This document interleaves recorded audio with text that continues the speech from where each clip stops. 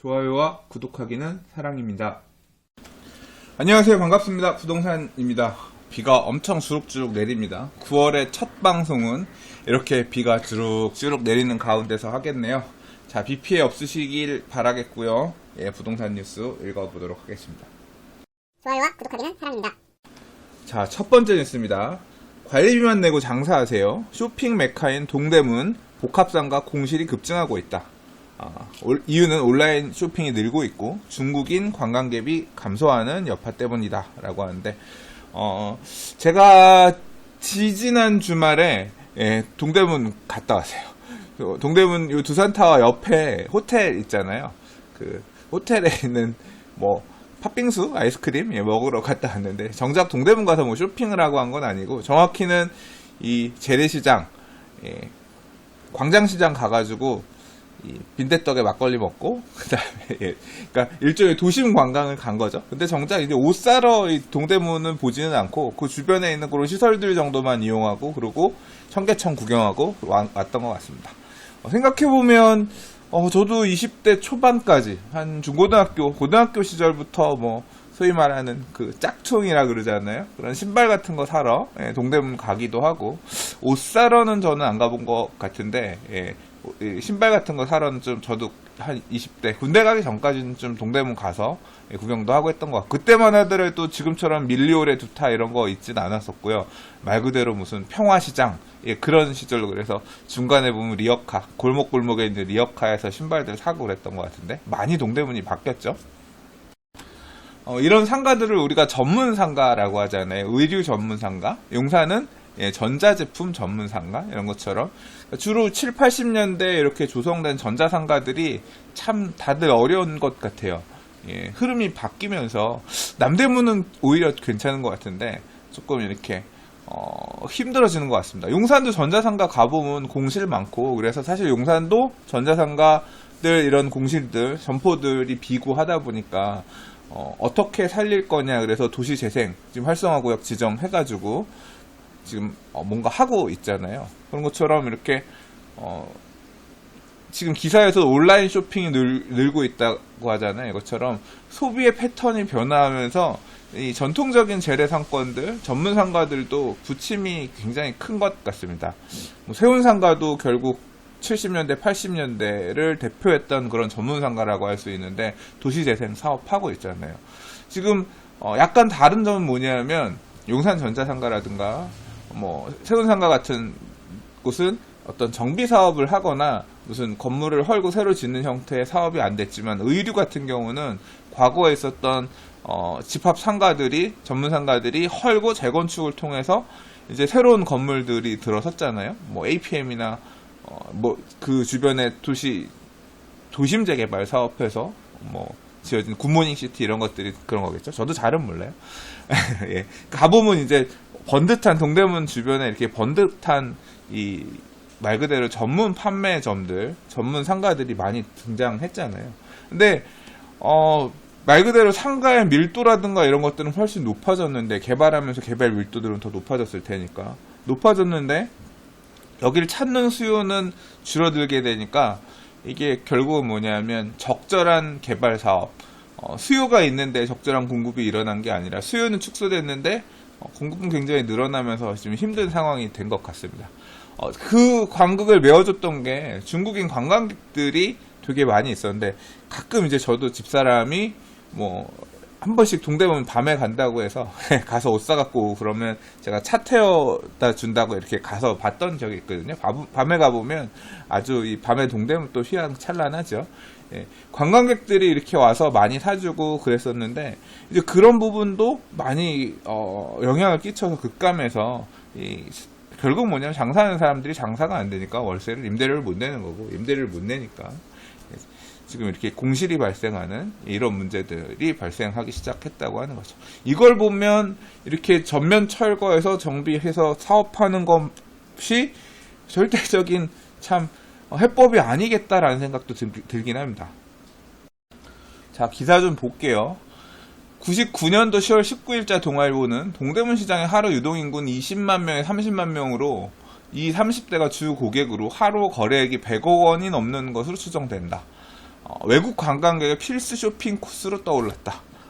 아주 이 엄청나게 폭발적으로 성장했던 90년대 후반, 2000년대 초반 이렇게 그랬었는데 2000년을 전후의 젊음과 패션의 메카로 전성기를 구가하던 동대문 시장은 홈쇼핑, 인터넷 쇼핑이 유행하면서 한 차례 위기를 맞았으나 2010년 이후 중국인 단체 관광객 유커가 한국을 본격적으로 찾아오면서 반짝 특수를 누리기로 하다가 이제 사드 한중 이제 중국인 관광객이 줄어들게 되면서 8월 28일 찾아간 동대문 복합 쇼핑 상가는 을씨년스러울 정도로 빈 점포가 많았다. 얼마나 심각한지 나왔는데요. 지금 1층에 지금 보면 위로 올라갈수록 이제 이 에스컬레이터 타고 이렇게 상가들이 올라가잖아요. 위로 올라갈수록 빈 상가들이 많고, 6, 7층 올라가니까 입점문이 이렇게 나온 데도 많고, 6층의 절반가량, 7층의 80% 가까이가 비어 있었다. 굿모닝 시티의 에스컬레이터, 1층의 에스컬레이터 바로 옆 상가는, 막 웃돈이 거래될 정도로 거래가 됐었는데, 개점 초기에, 2007년에 개점 초기에 5천에 300 정도를 항구자에 받았었는데, 임대료가 절반 이하로 떨어졌고, 2, 3층으로 올라갈수록 임대료 형편없고, 월 평균 임대료가 50만원도 안 된다라고 할 정도로, 그리고 심각하게는, 이게 이런 집합 건물 같은 경우는 임차가 안 되더라도 임대인들이 건물 전체가 관리가 돼야 되니까, 관리비가 필요하잖아요. 그래서, 보증금 월세 필요 없고 관리비만 내시고 장사하세요. 이런 글들도 올라오고 있다고 합니다. 자, 아무튼 뭐 심각한 상황이란 얘기인데요. 이런 상황을 타개하고자 공간은 있는 거니까요. 절대적인 연면적 공간은 있는 거니까 어떻게 해결을 할 거냐 봤더니 지금 일단 이 동대문 복합 쇼핑 상가는 일대 변화를 꾀하고 있는데 과거엔 수백 수천 개 소매절 빽빽히 들어찬 곳으로 유명했다고 하면 이제는 영화, VR, 엔터테인먼트 시설을 즐길 수 있는 곳으로 변모하는 거다. 개별적으로 쪼개서 점주가 임대하는 건 이제 불가능에 가까운 상황이기 때문에 소매점 점주들의 동의를 받아서 1계층 전체에 특정 업체가 들어올 수 있도록 한 단체 입점을 추진 중이라고 하고 있다. 라고 하는데요. 그러니까 옷을 판매하는 공간이 아니라 이제 다른 형태로 좀 활용할 수 있는. 근데 애초에 소유 구조 자체가 구자마다 개별 소유자들을 이렇게 다 묶어가지고 하나의 건물을 나눠서 구분해서 이렇게 소유하는 형태인 건데 소유하고 있는 사람들의 동의서를 걷어서 어차피 잘 임대 안 되니까 같이 관리하자. 같이 뭔가 다른 거 입점을 추진하자라고 해서 하는 건데 참 이게 만만치가 않죠. 사실 이런 사례는 용산에도 있었는데요. 용산역에 있는 민자역사 아이파크몰 같은 경우도 마찬가지로 구자별로 해서 전자상가들을 이제 3층에서 8층까지 전자 점포들 3층은 소형 가전, 4층은 대형 가전, 5층, 6층 5층, 6층, 7층은 컴퓨터, 8층은 휴대폰 이런 식으로 해서 분야를 나눠가지고 그 특정 업종들이 입점할 수 있게끔 임대 분양을 했었거든요.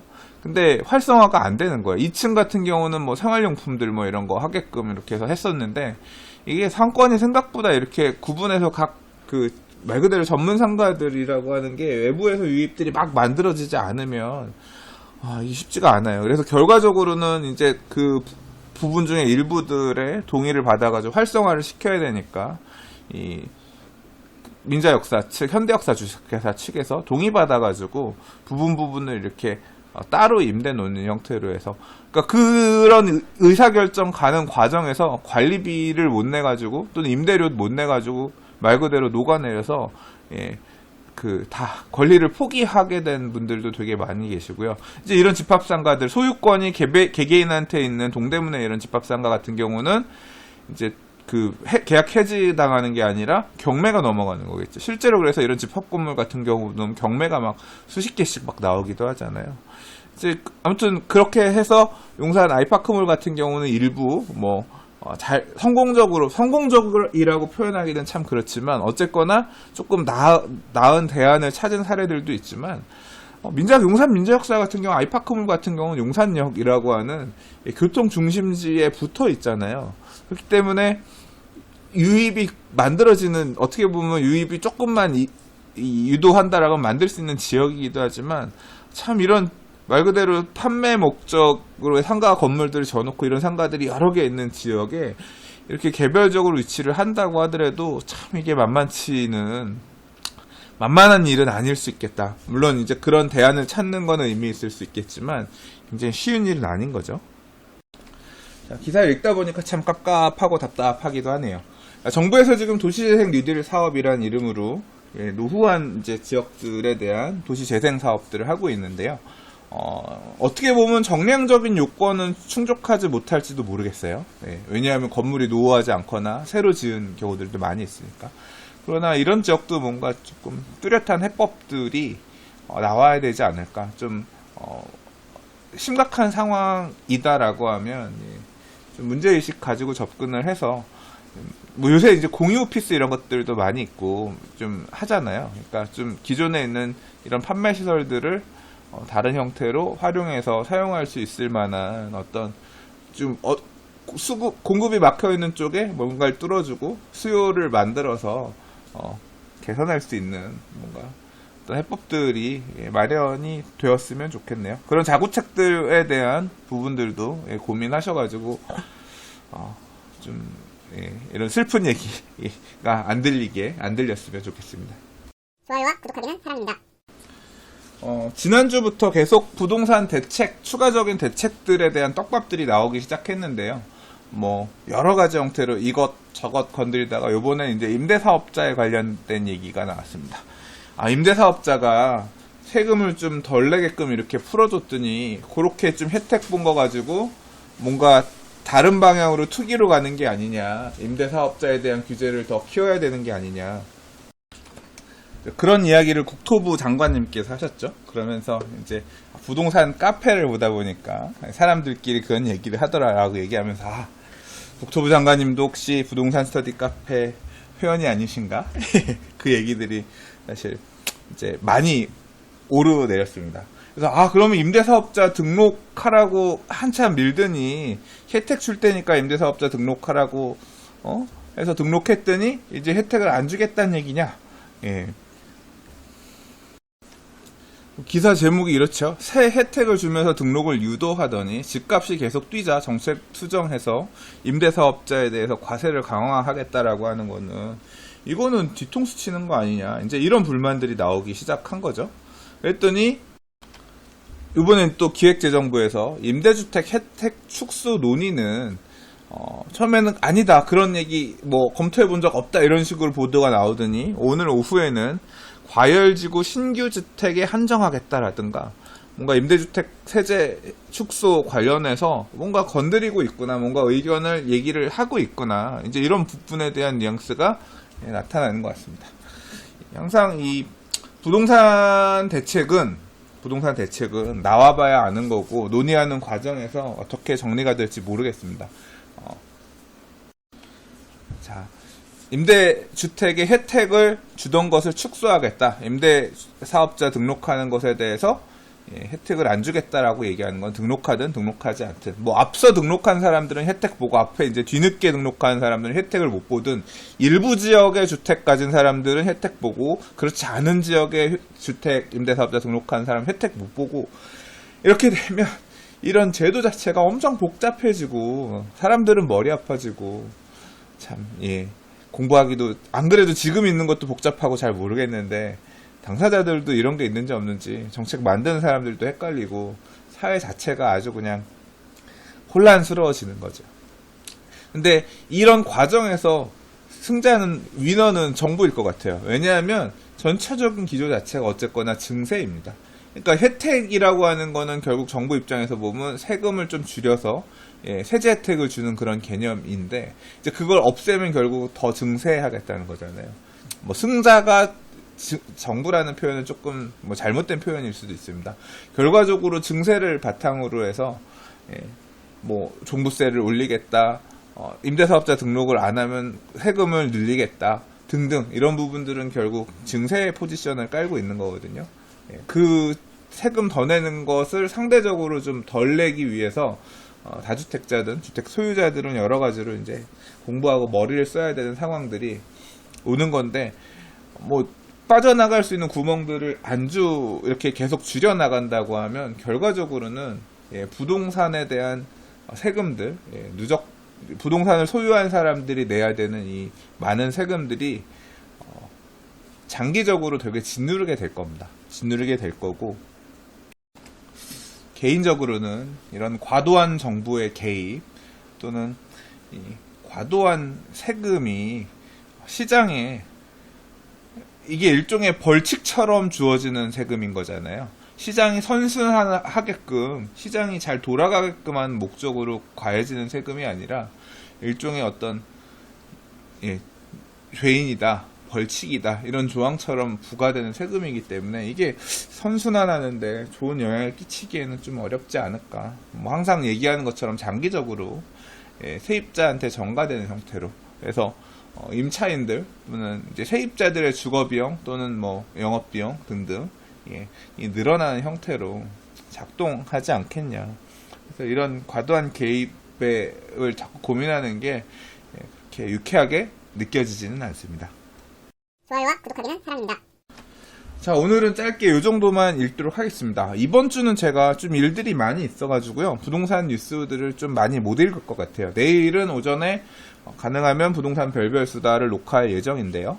오후에는 또 저기 외부에서 강릉까지 가야 돼요. 그래서 강릉에서 업무가 있다 보니까 내일은 또 부동산 뉴스 읽을 시간이 없을 것 같고요. 그럼 뭐 수요일이든 뭐 다른 날 챙겨가지고 좀 뉴스 나머지 읽어보도록 하겠습니다. 자, 이번 한 주도 9월 달도 참 다이나믹한 부동산 이슈들 많이 있을 것 같은데요. 부동산 TV에서 계속 함께 나눠보도록 하겠습니다. 좋아요와 구독하기는 사랑입니다. 감사합니다. 부동산이었습니다.